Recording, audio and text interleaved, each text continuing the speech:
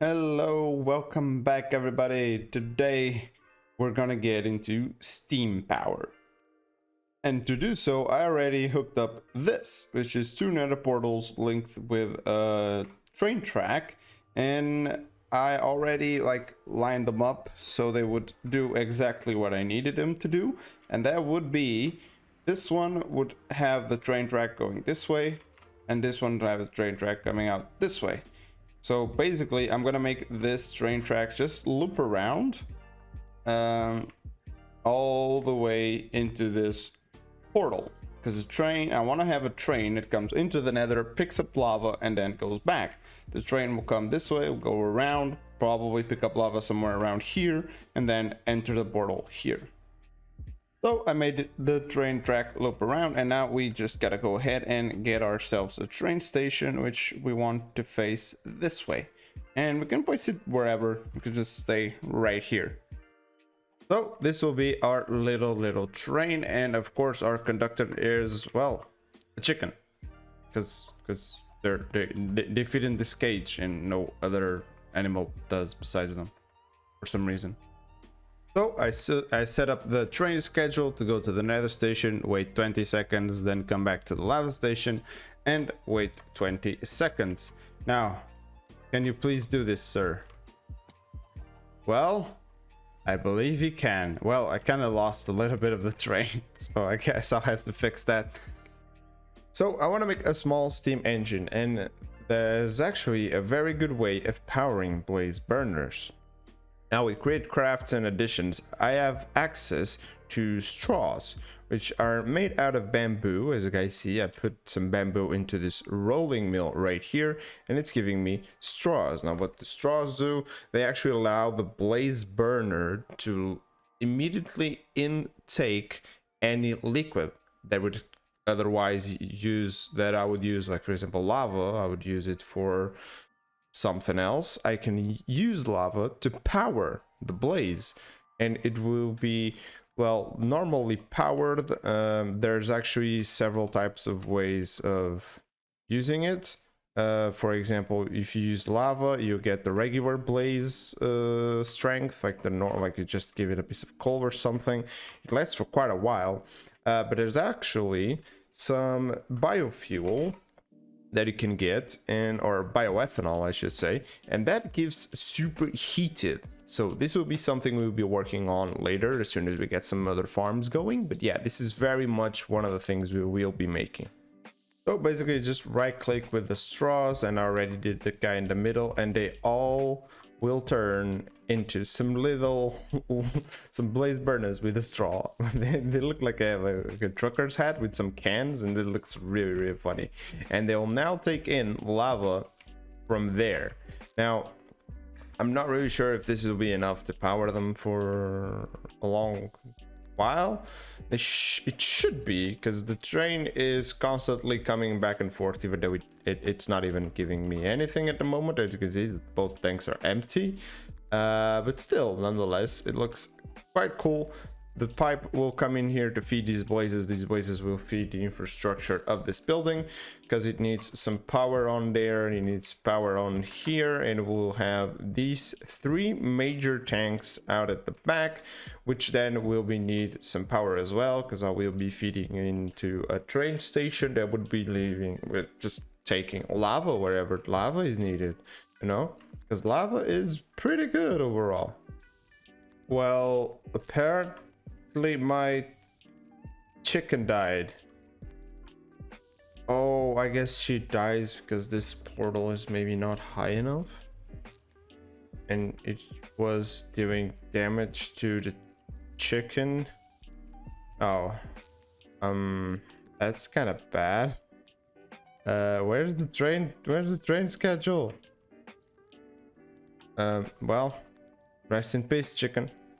Well, at least this still works. So we're gonna get ourselves a magma wheel here, and we're just gonna get this guy right there, that guy right there, because we need to power that little hose there, and that little hose needs some pipes to then pipe into there.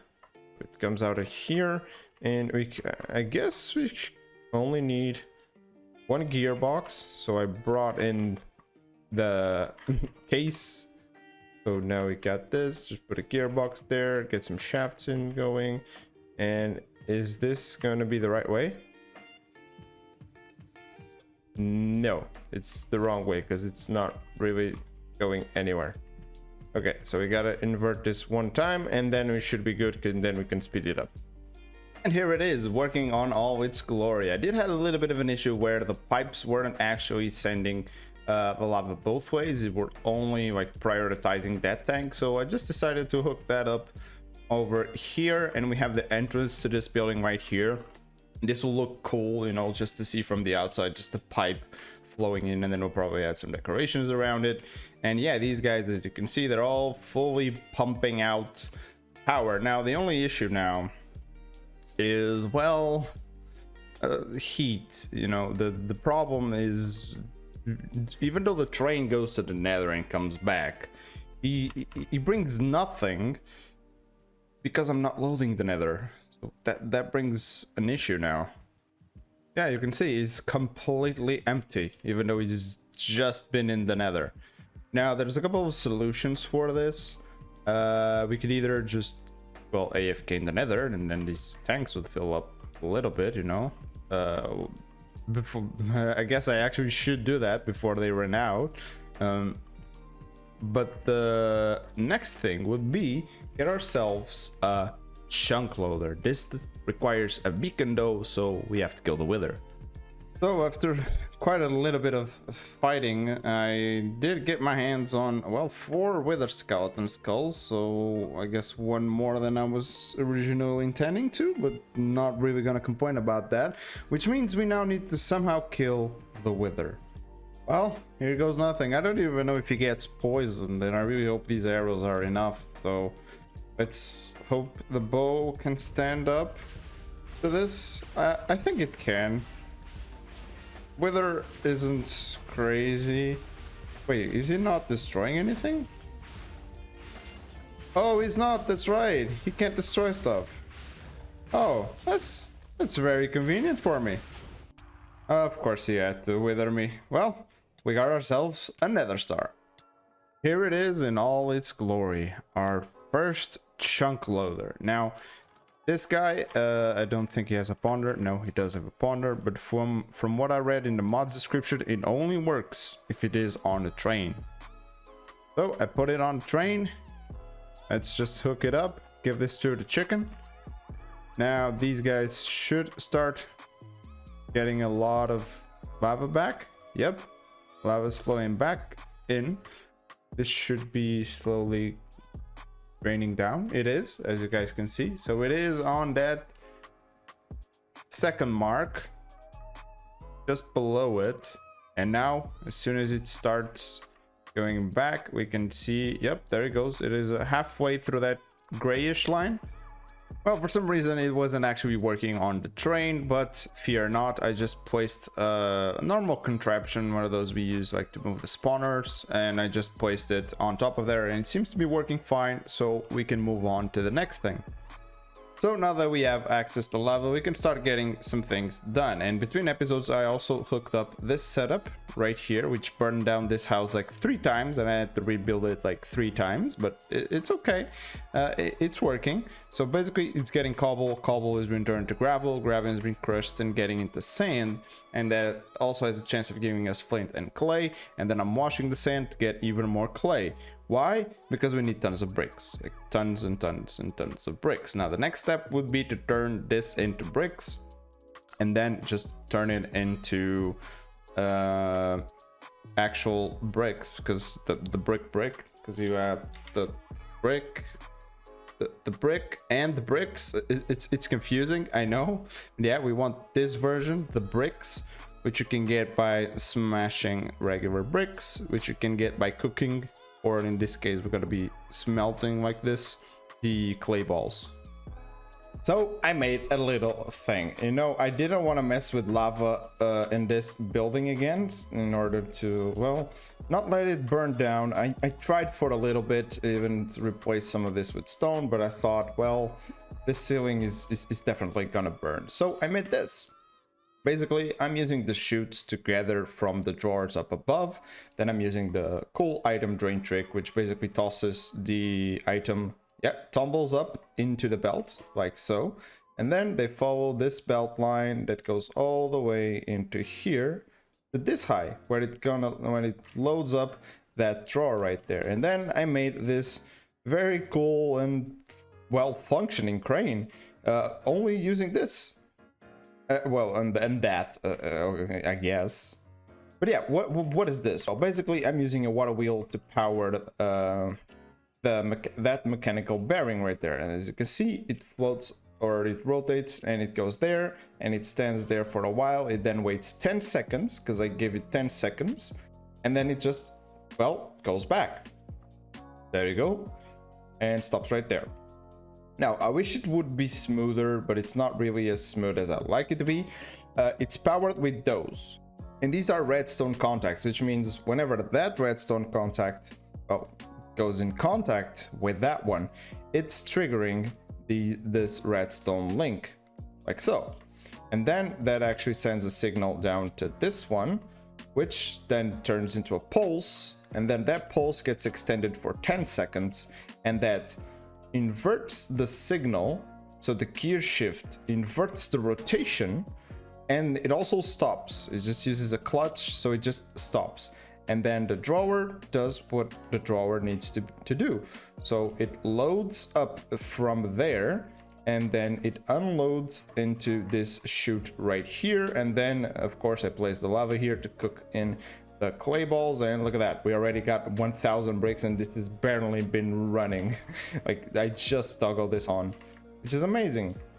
And now I'm just gonna get my set of amazing toolboxes right here. You guys can take a look at what I have inside of them. Basically just sorted out with some random junk, like some machinery, some plates, and then barrels, and then the grinders, and then the casings and the funnels and all those things. And they are really, really cool because I can just alt and click return items to nearby toolboxes, and it just puts them all back into the right toolbox, which is amazing. So yeah, now I kind of need to decorate this up a little bit so it doesn't look as bad as it is right now, but it will look pretty cool. And it doesn't even mess with the train. Well, it kind of does mess with the train, but it's not really gonna mess with it because it's not gonna come by here very often, so it's all right. And of course, we're getting tons and tons of bricks. I had to already upgrade this drawer by a couple emerald upgrades, and we're gonna get tons and tons of bricks. We can use them manually. I could make a system where we would at least have 2000 like brick blocks waiting, like for example here at the side. So this will get like tossed into the side, gets smashed over, and then actually have the brick block. I might do that, but I know might as well just keep some of these, you know, for pots. I guess I might just turn them all into regular bricks. I don't know. So the next step for us is plan out a little bit. Well, as you can see, we have here our lava factory, which is, well, going pretty well. We have filled this one up to the brim, and we're now on our way, or kind of halfway through these ones, which is also very good. Now, one of these ones, probably this one, will be used for, no, kind of both of them actually. It will be used to make andesite, and the other one will be used to make granite. I'm not gonna use it for diorite, because diorite I'm actually gonna use this recipe of nether quartz and cobble, so it's easier. But for this one, I kind of want to use this recipe. For example, for granite, we need flint and we need red sand. Red sand we get from terracotta. Terracotta, well, we just smelt the clay, which means I kind of need to do a bigger version of that clay factory I just did over there. I kind of need a much bigger one and much faster one, which means let's get building. And so I've been a little bit busy, and I made myself a little andesite farm. So basically I have some waterlogged stairs here, and I have some lava at the back, and then I have some drills powered by these encased chain drives. Then the cobblestone gets turned into gravel. Then I actually have a second line of millstones, which is turning the gravel into flint. And then I have used these tunnels, so the items only come up this belt. Like all the items will only come in this belt. And this one is to collect the andesite at the end, and then all goes perfectly into this very, very nice drawer. And I already have a nice amount of andesite, which is pretty good because I'm running out of andesite alloy. So I'm gonna go ahead and make some more.